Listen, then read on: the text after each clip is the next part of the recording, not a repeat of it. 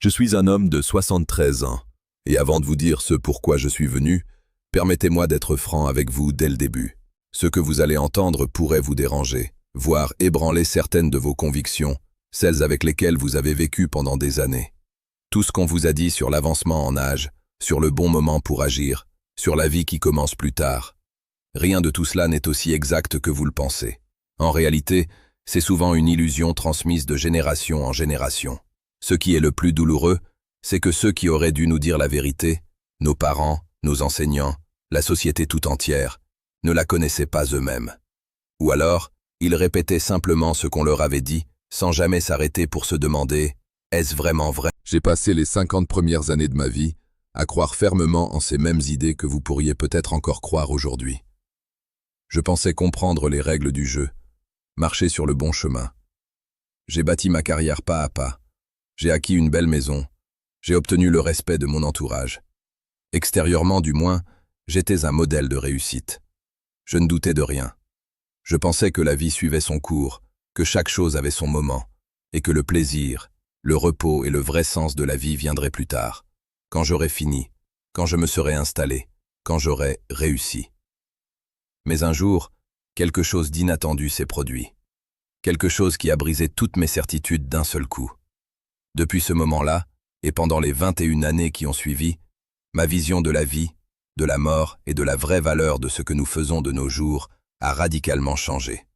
Mais avant d'en arriver là, laissez-moi vous expliquer pourquoi je vous parle aujourd'hui. Je ne fais pas cette vidéo pour jouer les sages ou pour laisser une trace. Je le fais parce que le temps ne joue plus en ma faveur, et qu'il y a des choses que, si vous ne les entendez pas maintenant, vous ne les entendrez peut-être jamais. Pas parce que je vais bientôt disparaître, mais parce que vous pourriez perdre des années que vous ne pourrez jamais récupérer. À 52 ans, j'ai subi ce que les médecins appellent un accident cardiaque, un terme médical élégant pour une réalité brutale. Mon cœur a cessé de coopérer. J'étais en réunion, à discuter de chiffres, de prévisions et de projets pour le trimestre suivant, des choses que je croyais essentielles. Soudain, tout s'est mis à tourner autour de moi. Les voix, les visages, puis plus rien. Je me suis réveillé à l'hôpital, des tubes branchés à mes bras, des machines surveillant mon pouls, qui avait presque cessé. J'ai vu ma femme, dans un coin de la chambre, pleurer en silence. C'est à ce moment-là que la vraie prise de conscience a commencé. Les médecins m'ont dit que j'avais eu de la chance d'avoir survécu, d'être arrivé à temps. Ce mot m'a mis en colère. Comment peut-on appeler chance le fait d'avoir frôlé la mort? Mais au fil des heures, allongé là, sans rien d'autre à faire que réfléchir, le sens des choses a commencé à m'apparaître clairement, pour la première fois depuis des décennies. Tout s'est arrêté. Le travail, les responsabilités, les rôles que je jouais. Il ne restait plus que moi, face à ma vie telle qu'elle était, sans excuses, sans bruit. Et c'est là qu'une pensée m'a terrifié. J'avais vécu en mode automatique. Les jours se répétaient, les objectifs se poursuivaient, les listes de tâches s'accomplissaient, mais sans réelle présence. Je n'étais ni mort, ni vraiment vivant. Je jouais mon rôle à la perfection, mais je ne m'étais jamais arrêté pour me demander « Est-ce vraiment la vie que je veux ?» Et la question la plus lourde, qui ne m'a pas quitté cette nuit-là, était « Si mon cœur s'était arrêté définitivement ce jour-là, qu'aurais-je laissé derrière moi? Une belle maison, un compte en banque, un CV professionnel qui serait effacé par le temps en quelques années? Est-ce que c'était tout ce que j'aurais été? J'ai alors compris que le pire mensonge que nous nous racontons n'est pas celui que les autres nous disent, mais cette phrase simple que nous répétons avec confiance. Il me reste du temps.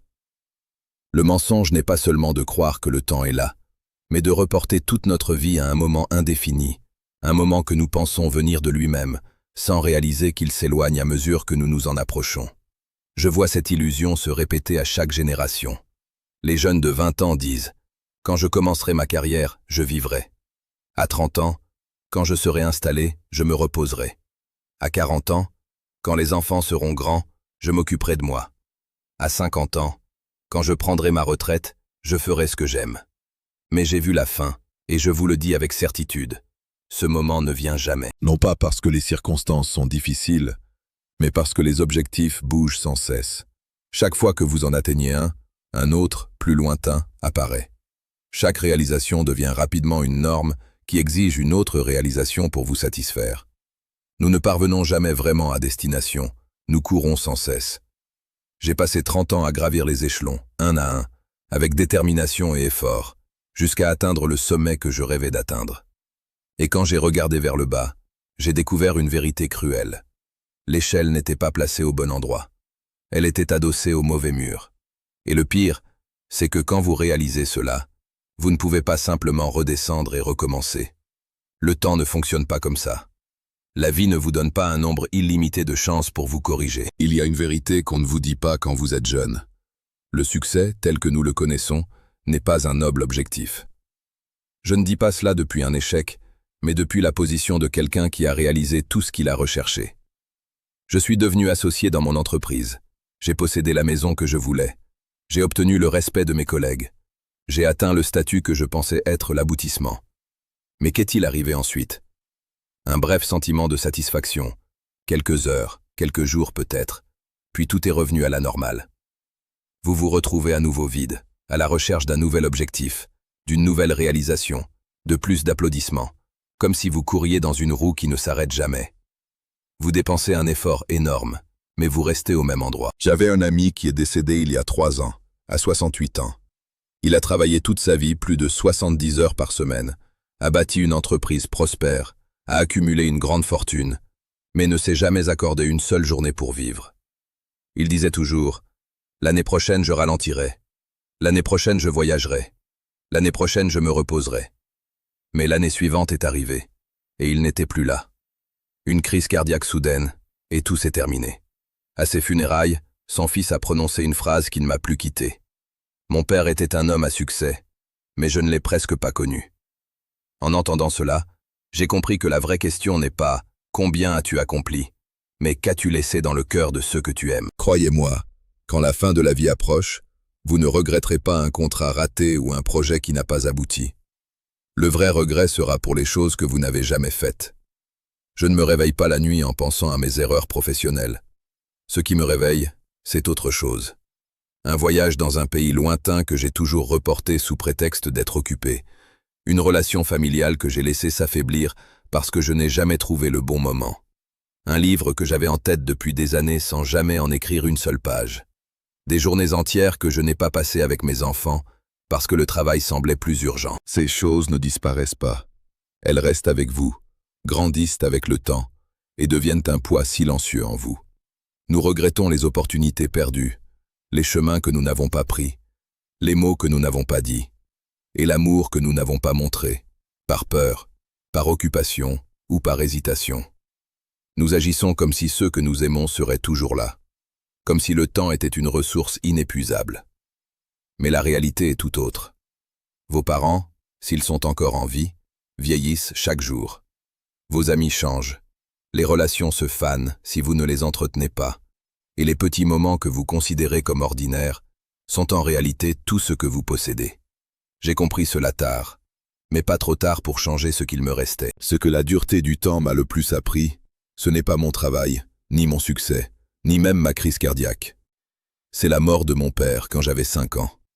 Notre relation n'était ni simple ni idéale, mais elle aurait pu être réparée. Je le savais au fond de moi, et pourtant, j'ai toujours reporté. Je me disais, je lui parlerai quand le stress du travail diminuera. Je lui rendrai visite quand je serai moins fatigué. Nous arrangerons tout plus tard. Mais ce plus tard n'est jamais venu. Une crise cardiaque soudaine, quelques heures, et il est parti.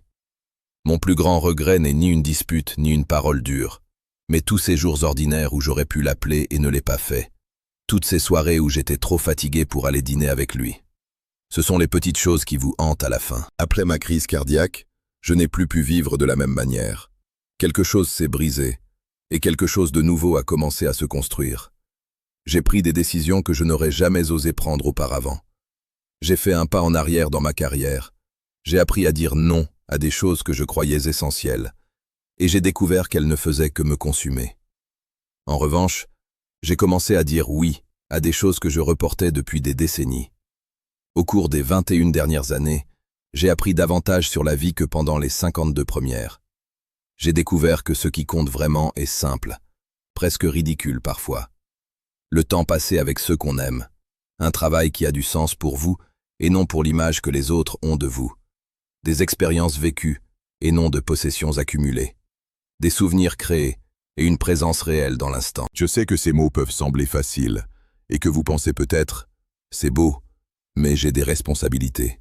Oui, vous en avez, et je ne vous demande pas d'abandonner votre vie ou de fuir vos obligations.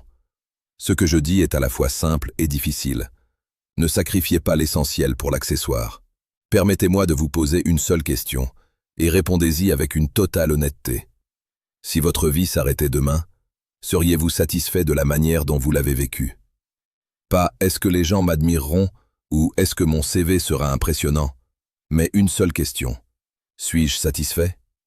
Et si la réponse est non, qu'attendez-vous? Qu'est-ce que vous faites maintenant et que vous considérez si important que vous soyez prêt à parier votre seule vie pour cela? J'ai des petits-enfants, et quand je les regarde, je vois en eux ce que je vois chez beaucoup de jeunes aujourd'hui. De l'anxiété, du stress, une course effrénée vers des choses qu'ils pensent leur apporter le bonheur. Ils répètent mes erreurs, et j'essaie de les avertir, de partager ce que j'ai appris, mais ils n'écoutent pas vraiment. Non pas parce qu'ils sont mauvais, mais parce qu'ils vivent dans la tempête. On ne voit pas les schémas quand on est au cœur de l'ouragan. C'est pourquoi je fais cette vidéo. Parce que je sais que certains s'arrêteront et écouteront, et peut-être qu'une seule personne changera ses choix et évitera les regrets que des gens comme moi portent chaque jour. Chaque jour qui passe, vous vous rapprochez de la fin. Personne n'aime entendre cela, mais l'ignorer ne le changera pas. Le temps n'est pas illimité, ni pour vous, ni pour ceux que vous aimez. Vos parents vieillissent, vos amitiés sont plus fragiles que vous ne le pensez, et votre partenaire n'est pas garanti pour toujours. Alors, que allez-vous faire? Allez-vous continuer à reporter cet appel? Allez-vous retarder ce voyage? Allez-vous vous convaincre une fois de plus que vous vivrez plus tard? Ou allez-vous vous réveiller aujourd'hui et vivre comme si votre temps était précieux, parce qu'il l'est, vraiment? Si je pouvais revenir en arrière et parler à moi-même à 20 ans, je me dirais « Arrête d'essayer d'impressionner ceux qui ne comptent pas. Arrête de sacrifier ta santé pour une carrière. Arrête de reporter le bonheur à un jour incertain. Commence par appeler tes parents plus souvent. Commence par faire le voyage dont tu rêves. Commence par faire les choses qui te font peur. Dis non à ce qui t'épuise, et dis oui à ce qui te donne un sens. Et surtout, commence maintenant. Pas l'année prochaine, pas après ce projet, pas quand les choses iront mieux. Maintenant. Parce que le bon moment ne viendra jamais. La vie restera compliquée, chargée, pleine d'excuses. Et si tu attends, tu te réveilleras un jour en réalisant que tu as attendu toute ta vie. J'ai 73 ans, et si j'ai de la chance, il me reste quelques années, peut-être moins, peut-être un peu plus.